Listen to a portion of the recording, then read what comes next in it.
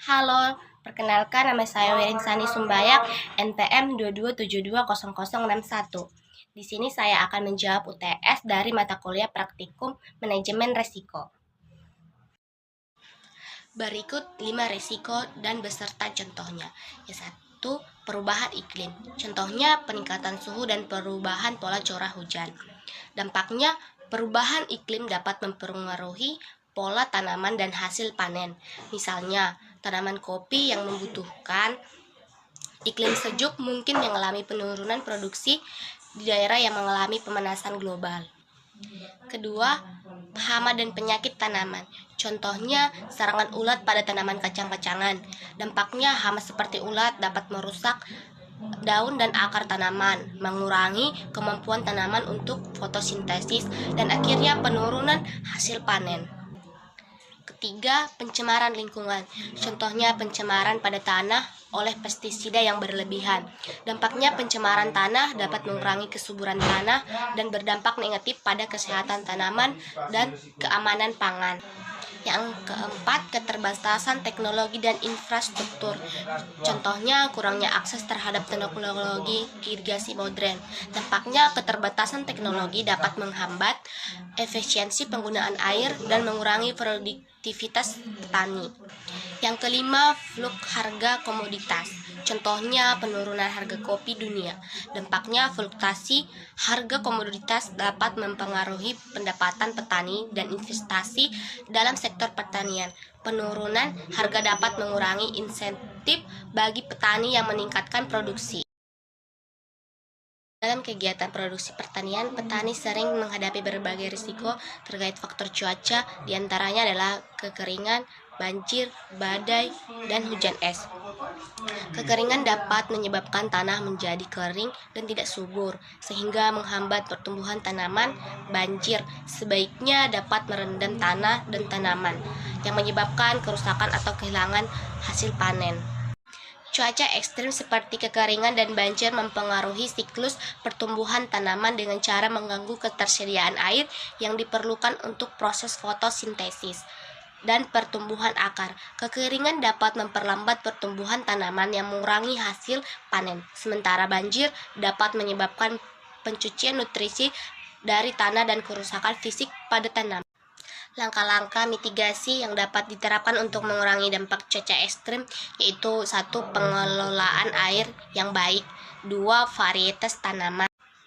Penggunaan teknologi, perencanaan penanaman, pembangunan infrastruktur tanah cuaca. Perubahan harga komoditas pertanian di pasar cenderung fluktuatif karena berbagai faktor seperti permintaan, penawaran, musim, dan kondisi ekonomi global. Fluktuasi harga ini dapat mempengaruhi pendapatan petani secara signifikan. Ketika harga naik, petani dapat memperoleh pendapatan yang lebih besar, tetapi ketika harga turun, mereka mengalami kerugian. Untuk mengurangi ketidakpastian harga, petani dapat menerapkan beberapa strategi seperti diversifikasi produk yang menanam berbagai jenis tanaman pangan atau komoditas yang memiliki permintaan stabil dan harga relatif yang lebih tinggi. Contoh strategi yang sudah diterapkan di beberapa negara atau wilayah Indonesia antara lain program Garuda. Di Sulawesi Selatan, petani padi bekerja sama dalam program Garuda untuk menjual hasil panen mereka secara kolektif dengan harga yang lebih baik. Penerapan teknologi baru dalam pertanian seperti penggunaan drone atau sensor otomatis memang membawa banyak manfaat seperti peningkatan efisien dan akurasi. Namun ada juga beberapa resiko, yaitu 1. Ketahanan terhadap teknologi. Tidak semua petani memiliki kemampuan atau akses untuk menggunakan teknologi baru, sehingga ada risiko kesenjangan digital. 2. Biaya investasi. Pengadaan atau pemeliharaan perangkat teknologi baru bisa memerlukan biaya yang signifikan, terutama bagi petani dengan keterbatasan anggaran. 3. Keamanan data. Untuk mengevaluasi dampak dan keuntungan teknologi tersebut agar dapat dikelola dengan baik, langkah-langkah berikut dapat diambil, yaitu analisis data. Manfaatnya melakukan analisis biaya manfaat untuk menentukan apakah investasi dalam teknologi baru sebanding dengan manfaat yang diperoleh.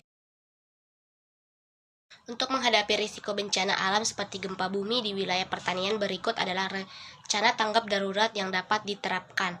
Sebelum bencana, 1. Edukasi dan pelatihan. Melakukan edukasi pelatihan bagi petani mengenai tanda-tanda gempa dan langkah-langkah evaluasi. Kedua, pembangunan infra tahan gempa. Membangun fasilitas pertanian yang tahan terhadap gempa seperti tangki penyimpanan yang fleksibel dan pembangunan sementara yang kuat. Yang ketiga, menyusun rencana evakuasi yang jelas dan mudah diikuti oleh seluruh anggota komunikasi pertanian. Saat bencana, evakuasi cepat. Usikan petani untuk segera mengungsi ke tempat yang aman sesuai dengan rencana evakuasi yang telah disusun. 2. Komunikasi terus-menerus, yaitu memastikan komunikasi yang terus-menerus antara pihak terkait dan koordinasi penyelamatan dan distribusi bantuan. Setelah bencana, 1. Penilaian kerusakan. Melakukan penilaian kerusakan pada infrastruktur pertanian dan lahan untuk menentukan kebutuhan perbaikan dan pemulihan. 2. Distribusi bantuan. Mendistribusikan bantuan petani yang terkena dampak termasuk makanan, air minum, obat-obatan, dan alat-alat pertanian yang rusak.